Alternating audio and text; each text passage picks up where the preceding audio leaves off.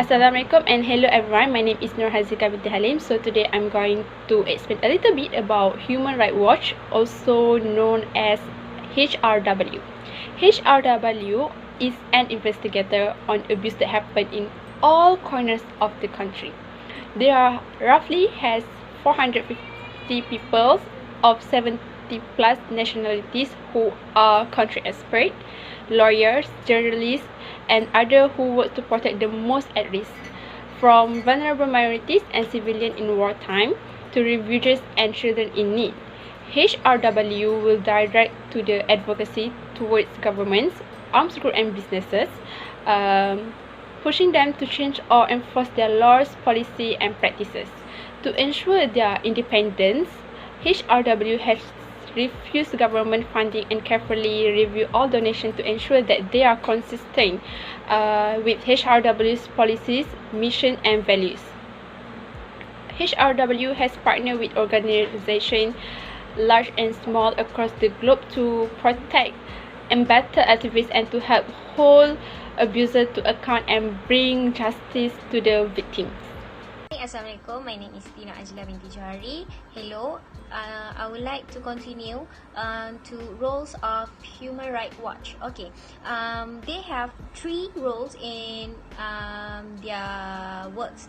They investigate, they expose, and they do the change for the world. So the investigations, they cover almost hundreds some countries to discover the facts that creates an recorded of human rights abuses. For the explosions, they share their works in media socials to millions of peoples around the globe, and the news media are often to be their mediums to share their investigation. For example, such as Al Jazeera, CNN, Awani, and BBC. Okay, next is the change. What they have changed. Okay, they will make sure the governments such as UN, United Nations, the government, and others to force them and stick to their policies, and the law are enforced and justice is served for the peoples. Other than that, they also will make sure that no one will have to face any abuses and such. Thank you. Alright, now do you know what is the issues, crisis, or conflict that Human Rights Watch will be take part? Okay, so Human Rights Watch will be take part about issue that related to the children's rights, disability rights, environment, health, international justice, migrant, terrorism or counterterrorism, torture, United Nations, and women's rights. There are examples that Human Rights Watch will be take part to that issue. Alright. Okay, next I would like to talk about the impact of Human Rights Watch, which is their effort of ending up the abuses and bringing up the justice for peoples are not disappointment. For what I mean is, they have some of the crises that have been investigated and fight for. They have achieved the big victory, but some of their crises that have been fight for, they have more and long journey to achieve the change. But each represents progress on many issues. They had investigate of all around the world. For example, US moved some children from abusive Texas border facilities, which is they have pressed on U.S. government to release all children from the detentions, and many of them have immigrations detentions, have parents or other relative in the US who are willing to take care of them. Here we can see that all the abusive peoples that have abused the children in Texas have been caught, and some of the children have been helped and move from the detentions. Okay, that's all for me. Haziqah will proceed. Thank you. Alright, now I want to share one issue from Human Rights Watch about World Court rules against Myanmar on Rohingya. It's about International Court of Justice unanimously order measure to prevent genocide. The International Court of Justice, also known as ICJ, ordered on January 23 in 2020, directing Myanmar to prevent all genocidal acts against Rohingya Muslims. It's crucial for protecting the remaining Rohingya in Rakhine State. The court unanimously adopted provisional measures that require Myanmar to prevent genocide and take steps to preserve evidence. Alright guys, that's all from me. Thank you for watching my video. Before I stop, I would like you guys to watch my next video for your additional information about Human Rights Watch. That's all from me. Bye and Assalamualaikum.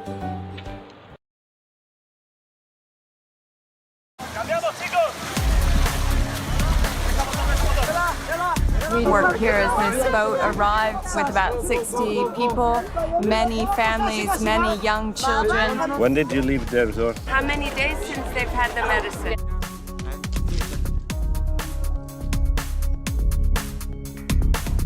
This is a rocket struck in Donetsk, and as you can see, in a populated area.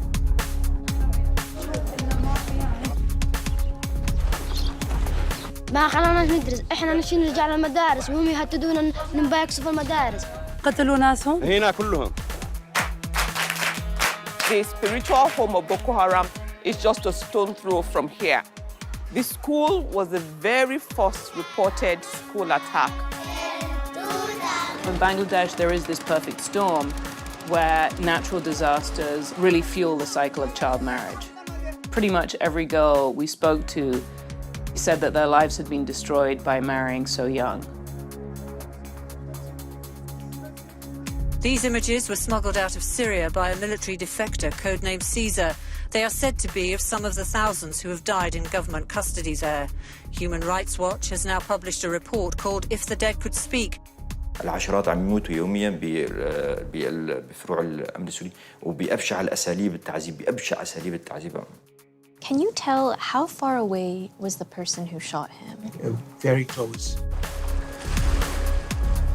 For years, paramilitaries and gangs in Buenaventura have been murdering people and burying them in hidden graves in different areas of the city. There are 30 people who are currently living in this institution, 29 of whom are chained.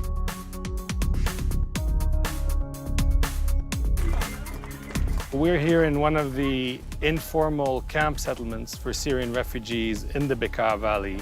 There are around 200,000 Syrian children who are not getting any education in Lebanon at this stage.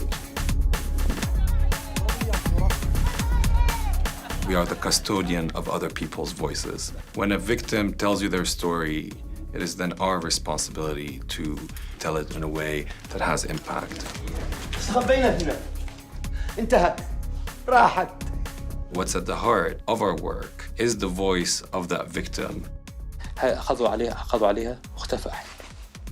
A lot of the people, they're afraid.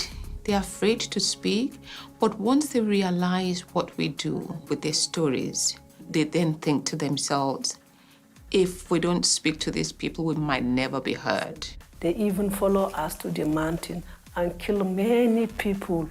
Men, they kill even the children. We amplify their voices. The people who would have remained voiceless if we were not telling their stories. And in many cases, they had never spoken to anyone else but us.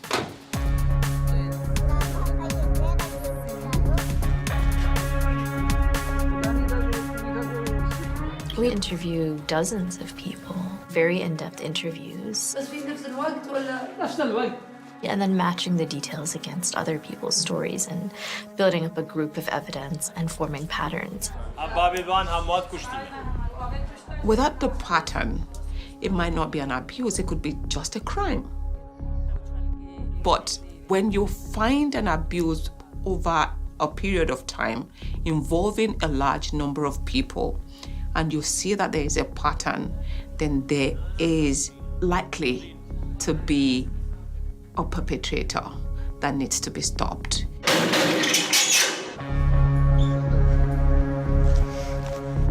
When I get to a site of a violation, I feel like I'm almost at a site of a crime scene. I'm trying to piece together what happened.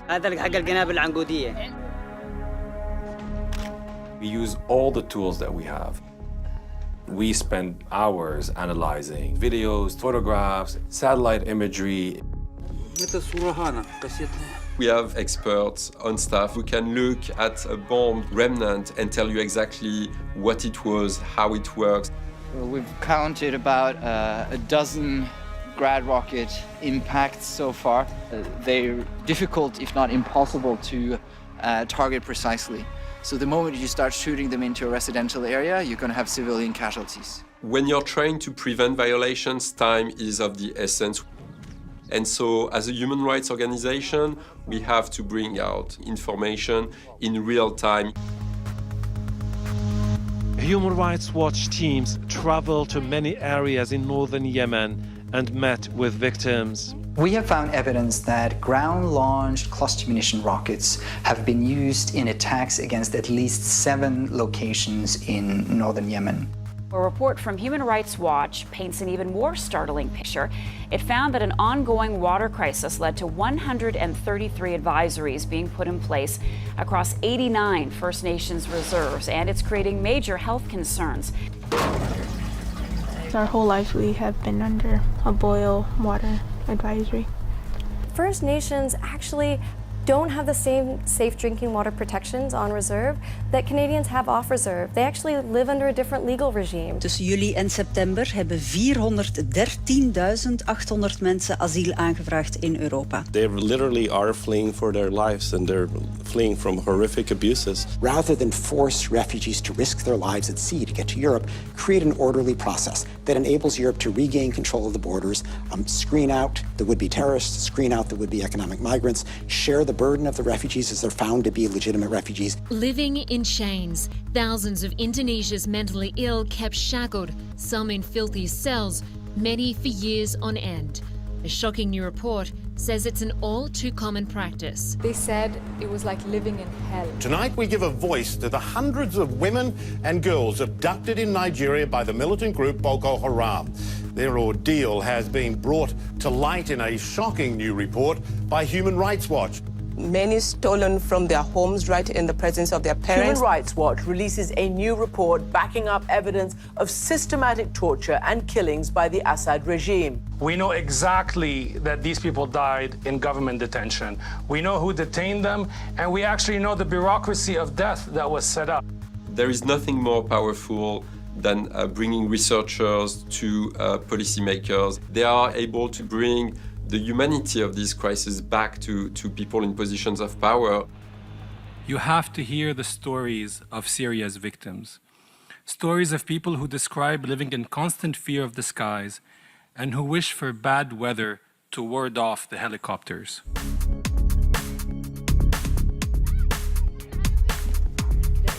We document abuses because there are victims who suffered. Someone's son, daughter, father, nephew. If we weren't documenting the violations, no one would know that they're happening. I take my courage from the people. Everybody clap for Barca! These people live with fear all their lives. They have no place to go. I have to tell their story. Bye, bye, bye, bye.